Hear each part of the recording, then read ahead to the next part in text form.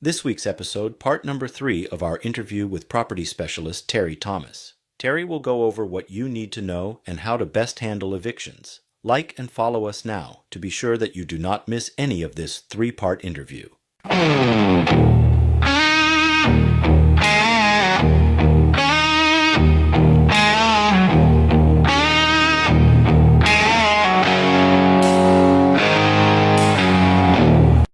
Pay for the first garbage disposal repairs.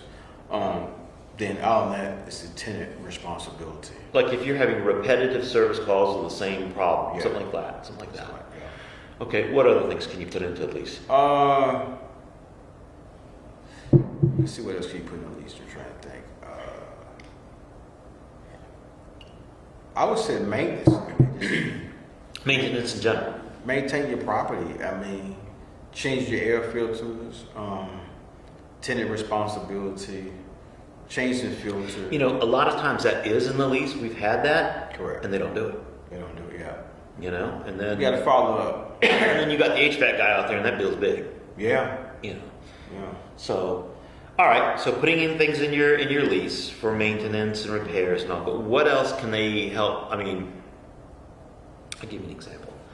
There was a trend that I never did it, but I read a while back of doing bi-monthly payments. Yes. Is that happening? Yeah, I came for 26. I've been puzzling along bi-weekly payments Every two weeks. every 2 weeks, Yeah. monthly payments, and I came with 10 months payments. 10 month? Yes. And what the 10 months mean, the tenant would get a credit for November and December. So in 10 months, their payment would be higher those 10 months to cover those.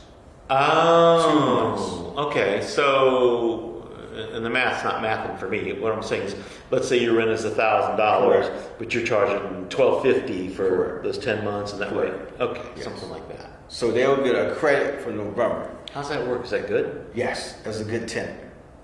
Is that works like that? Mhm. I mean, between So the you- bi-monthly or the 12-month, Yeah. So 10 you really give 3 ways to pay. They can pay Uh-huh. bi-weekly, Uh-huh. monthly, or the 10 months program.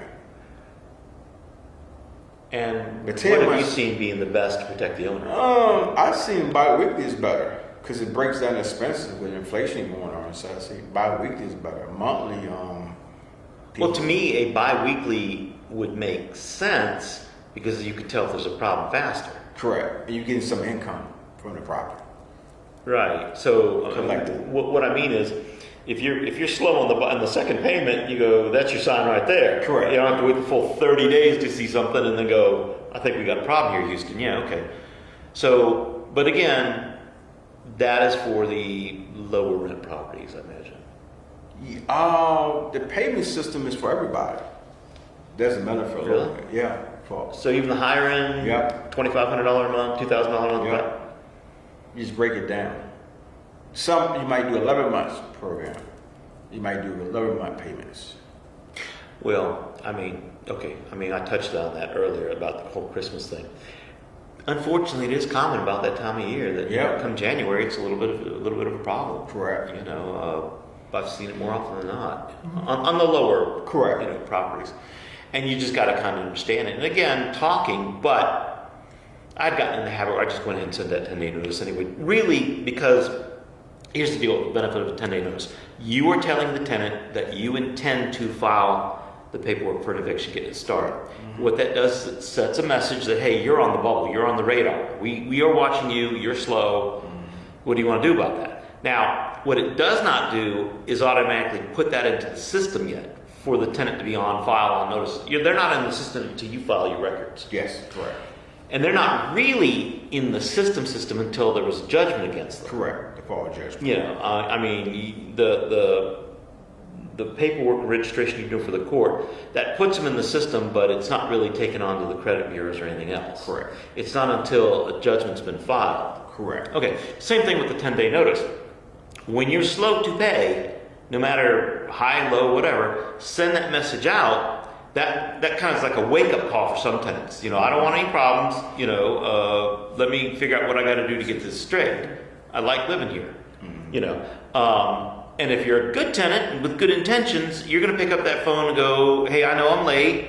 I'm going to make a plan. I'm going to pay you real quick." And you know, and if they keep their word, all's good.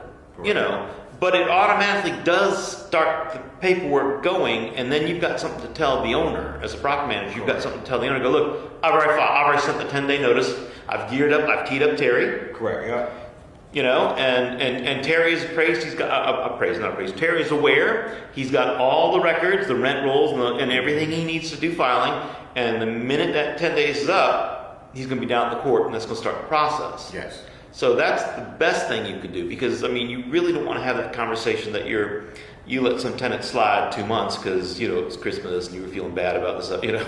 So it's in everybody's interest to go ahead and send that 10-day notice out. It doesn't really hurt the tenant. And I have explained to some tenants that I had a real relationship with. I didn't explain this to everybody. You know, I explained this to a couple of tenants that through the years, they had been my tenant for many, many years. They just had a bad something happen. Correct. You know, somebody got fired or laid off or whatever, and I knew they had every intention of paying me. Correct. But I told them I still have to get this in the system. Correct. Because I can't go back to the owner and go, the reason I didn't file after 60 days is, you know, because that just delays it another several weeks. Correct. And so, but I do. I tell the tenant, you know, the ones that I had a relationship with, it's not in the system yet. It's not going to impact your credit yet, but it is part of the process, and it will start things going, because the next thing is registrations with the courts. Correct. And the next thing after that is you will be in court, and after that it hits your credit record, your credit report. Which, you know, how long does that stay on the credit report now? I think it's about 7 years it stays on the credit report. Right. Depends how they file it. A lot of collection companies are picking those Okay, so data. tenant goes to court, tenant loses, outstanding balance $5,000. Mm-hmm. What do they need from you? What does the owner need from you? And then where will he typically take it to get his money back? He take it to small claim court. We do have a partnership with a lawyer, and they take care of our small claim for some of our clients. Okay. So they go to small claim court, file the paperwork. And that money, is that charged based on what they collect? Yes. Okay. So, all right, so judgment $5,000. There's a percentage taken for taking the small claim for the lawyer to take the small claims court. Correct. Okay. Tenant loses there too. So that's a separate thing that they would lose on. Yep. A separate action. Separate legal action. Okay.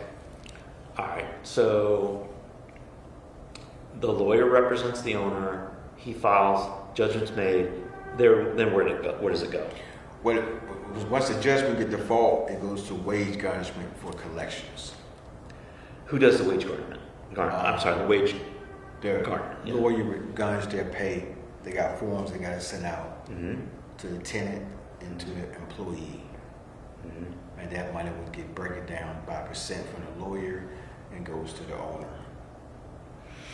How long would it take the owner to get the money back realistically? Say if it was $5,000. Maybe 6 months. Can it be in 6 months? Maybe 6 months. So the tenant would have to pay $1,000 a month? Well, the whole process. Uh-huh. Sorry, it depends on how much they owe. They got to pay a certain percent. I mean, what's a typical?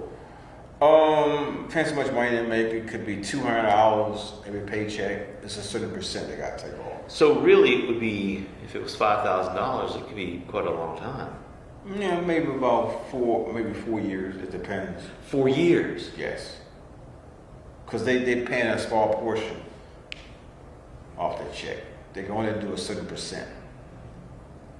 And that's bi-weekly when they get paid. They get paid monthly or bi-weekly. I mean, to the owner that is looking. No. I mean, I'm saying to the owner that's looking at it that way, it's better than nothing. Yes. Ever. Correct. They get some of their funds back from the funds they lost. It may take a while, but they get some. Some You know. back. But is that picking up where a lot of attorneys are filing? And Yes. A lot of them probably. More now. More now. Before, yeah. I mean, I would. You know, it just makes sense to get something than nothing. Yeah. You know. But going back to that cash for keys, owners really, that's the end of the story. That's in the story, yeah. So that's a loss. So having a rental property you have to have a little reserve. Yeah, you do. You do. But I will tell you, I know for a fact that I've had some owners that have run into hard times. Yeah. And they didn't have it. Correct. You know, you gotta have about 3 to 6 months reserve per unit. per unit. Per unit. That's the thing. You can't be, you know. Yeah. And like I said, I've seen some owners that just didn't have it, and you know they couldn't make the maintenance. Yeah, it's a process. You know? It's steps. Yeah. When you hire a professional, you get the professional results. You try and do it yourself, you might make some mistakes. I see that a lot. Make the mistakes, then you back around, spinning wheels again. Your car going in reverse, and you get frustrated. Then you say, I don't want to do real estate no more. I think this is not for me. I do know people that have left the game and came back into it later thinking they could, but it's all part of the process. It's just it is. I mean, but I especially now. Yeah. I've seen a lot of owners just give up. Yeah, it's a fight. I mean, for your property. The benefit the owner has is some of the laws do favor the owners in a sense, and some of the laws favor the tenants. So it's a balance. So it just when you go to court now, they do have a lot of legal aids that help the tenants out in that sense. So if your paperwork is not correct, you will get dismissed. I mean, I had a case a couple weeks ago, and a guy came up, case got dismissed. He walked up to me. He said, Mr. Thomas, could you help me? We refiled it, got everything squared away. He went back and got his judgment. He moved forward. So, you know, you have to hire the right kind of person. It's not something you just jump in and say, hey, let me go file in the courthouse and do this. You know, it's steps you got to do. Okay, what can an owner have to help ensure that it won't be kicked out? What are the things he absolutely needs to have to prove? The most important, they have to have a rental license, Right. a lead inspection. Right. You have to have military. What was the last one? Make sure the tenant is not in the military. Not in the military. It's not in the military. Why is that a problem? That's been a problem lately because if somebody get deported, they don't want the person to get evicted in the military. So they got to make sure they go to. But that's active duty. That's not active. Okay. And they got to have a 10 days notice. Okay. You got those things. Okay. Lead, rental license, rent ledger, not active military, And the 10 days notice. and to make sure that the 10-day notice was sent. Yeah. Okay. If you got all those things, and they're all accurate, shouldn't be a problem going Shouldn't be no forward. problem. Okay. Let me ask you something. Now that we'll be wrapping up here in a couple of seconds here, a couple minutes here. What are some of the more bizarre cases that you've seen? Bizarre cases. Most are small landlords. They don't have a rent ledger. But that's on the land. That's on the land. Yeah. Okay.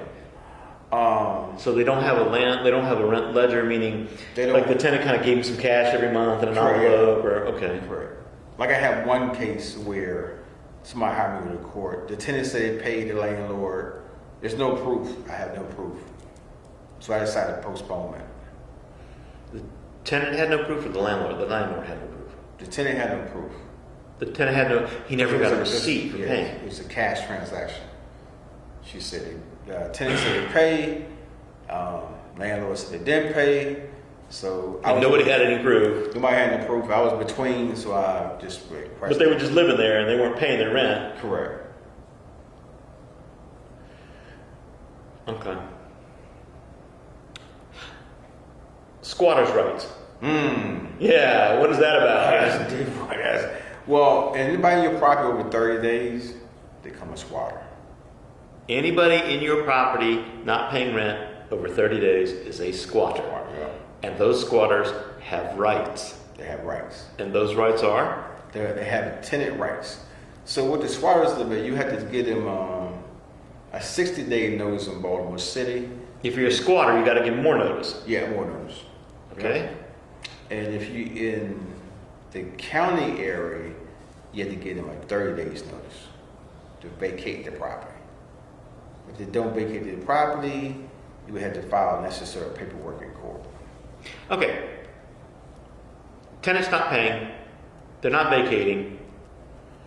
And I know this. I know this story. We got one of those. We know this story. You and I have one of these stories. Correct. They're not communicating. They're not paying. They are squatters. Correct. And how'd you get them out? You got to file something called a tenant holdover. Right. And you got to go through the process. You have to have a lawyer do that now, tenant holdover. The courts require you have a lawyer. Go to the process. You got to prove that you gave the tenants notice. You got to prove that the tenant's staying there. And you got to go through these steps. Man, you're looking at about 6 to 8 weeks to get a court date. It could be longer. Once you default a judgment, you file a warrant of restitution, goes to the sheriff department. And at that point, the sheriff is responsible for it. Responsible, yeah. Out the door. Out the door. Okay. Yeah. Now, from what I recall, a few years ago, the sheriff department would actually help you with some of the bigger stuff out in the lawn. Yeah. Right? They used to, but they now stopped. they're like, get out. It's too, What you can carry on your two hands. It's too much. Yeah. And in Baltimore City, fortunately enough, you just change the locks. You can't put your stuff out on the street. In the county, you got to have movers. Depends on what, how many units you got. Some places require 10 movers. Some places require 15 movers. Some places require 25 movers in that sense. So you would hire a eviction company. And that's on the owner. That's on the owner, yeah. Again, more cost to the owner. Cost, yeah. It's part of doing business and part of doing real estate. Part of doing management, not management, but owning the property. So really, just to be safe, you'd have to have on a $12.50 a month, more common, I think. Property, you'd need to have at least $5,000 as a buffer per unit. Yep, buffer per unit. Yep. And if you got dreams of being, big time real estate investor with 10, 15 units, you gotta. Yeah, you gotta put your money away. Save a little bit. Yeah, but you get the equity. So if you buy the property for 75 and the property worth 150, you got 75,000 on equity. True. So True. That's the benefit that you got. And the tenant is paying down your mortgage. If they're making the payments on time, and you got a decent tenant, you're taking care of the property, and they're gonna work hard to make payments. That's in a perfect world. That's in the perfect world. Now, I have seen some properties that there was no equity. It stayed flat. Yeah. Sometimes like after that. a couple of years, it stayed flat. Stay flat, then eventually it'll go up. Yeah. It'll lever up, it'll creep up slowly. Those areas are not selling because they're keeping their equity at a certain level. Right. So, any other wild stories? I mean, what are your top two favorite that you just shake your head going, I don't know how that happened? I really can't give you any wild story at this moment right now. I can't think of anything off the top of my head right now. It's probably in the back of my brain, but it's not coming forward to my brain, to my mouth, to talk to the people. Well, I know that times are changing a little more. It's going to get harder. I think it's going to be weirder for another 8 months for sure. Yeah, we got another wave coming. I think. I keep saying that it will get better in 6 to 8 months. Things will start picking up in 6 to 8 months. It's got to. Yeah. The thing is, people are just now talking about how bad it's been for in recent months. It's been bad for a while. It's been bad for a while. It's been bad for a couple of years. Yeah. And I think that's where the wave comes and goes and starts picking back up. Correct. I'm waiting for the next wave, to tell you the truth. So. Yeah. All right. Well, Terry, thank you so much. I appreciate your time today. I'm sure that our viewers will be, writing some notes down. Okay. If you will, please tell them, if they'd like to get, because you're in a 4-state area. Correct. Yeah. So please share with your contact information, what you do. And if you want to get in touch with me, we have a website, urbanconsultantdesign.com. And we have a phone number, 240-249-0544. And you can reach us to an email, ucp1124@yahoo.com. You can ask for Terry or any of the staff members on our team. Thank you, I appreciate it. For you, and what are all the services that you provide? We provide property management service, we provide eviction service, junk removal service, handyman service, Consultant service. When you say handyman service, a lot of people are looking for people to help them with unit turns. Do you do that? Yes. Okay. We do that. So you go in there, repaint it, fix it, whatever, you know. You got it. Yeah. Okay. Okay, that's a good thing to know. Yeah. I'm sorry, Jerry. Go ahead. You were saying. Yeah. So we got eviction service, moving service, handyman service, junk removal service. I think I said that, and property management service, and property consultant. We just consult with certain owners that need advice about their property. We do that. Mhm. But yeah, you can. Here's on the website urbanconsultantdesign.com. That phone number is 240-249-0544, or you can always shoot us an email at ucp1124@yahoo.com. Great. Terry, thank you. Thank Really you. appreciate it. Thank Enjoy you. your class. Thanks. Appreciate it.